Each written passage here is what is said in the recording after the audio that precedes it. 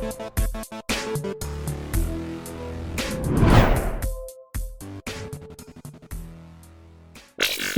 were talking about those rookies there, the 2020 class as well as the 2017 class. Those were two that were particularly big hits for the running back position. And Graham, you were very vocal about that, telling people that they need to acquire these running backs in their rookie drafts. Obviously, it's backed up by the yards created data that you compiled.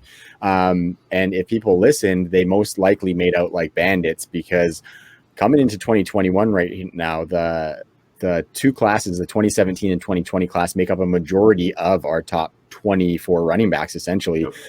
And we're going to start by kicking into this 2020 class and talking about some of these guys who are, I guess now we can call them sophomores. I'm not sure. But first, I just want to ask you, Graham, with all the stuff you compiled, were you even surprised with the output that we saw in 2020? Or did you kind of expect the explosion that we did see? Because it was pretty wild.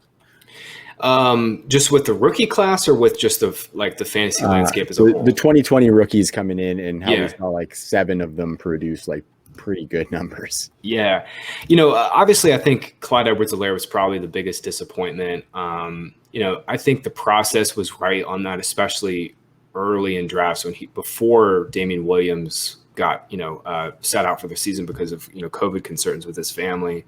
Edwards-Helaire was probably the biggest disappointment. But yeah, I think in a lot of ways, Jonathan Taylor and Akers and Swift all kind of cemented themselves as like, yeah, we know who these guys are, especially late in the year.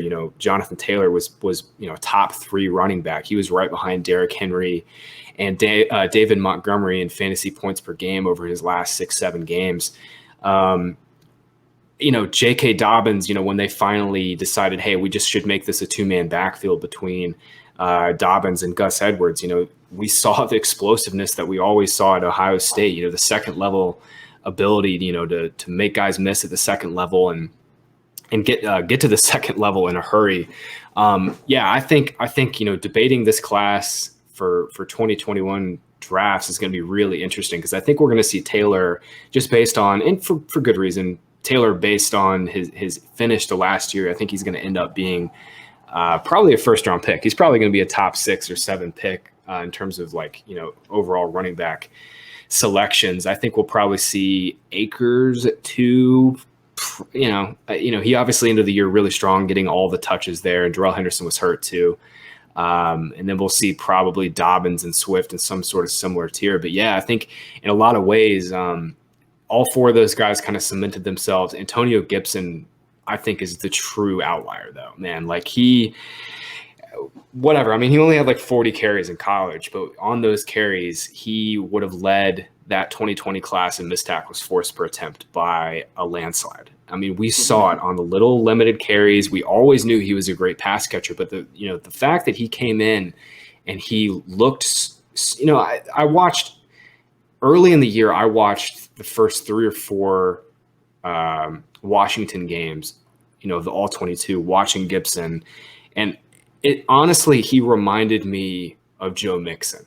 It's crazy, his maturation coming into the pros this past year and how quickly he picked things up as a runner. It was unbelievable. We always knew he was a great pass catcher, and it's kind of weird that J.D. McKissick ended up being the guy as the pass catcher there. But yeah, man, Gibson, I think you can make an argument that, Taylor is the RB1, but I think between Akers and Dobbins and Clyde, Gibson definitely deserves to be in that conversation with Swift, especially if he gets unlocked as a pass catcher, which, we know he can do.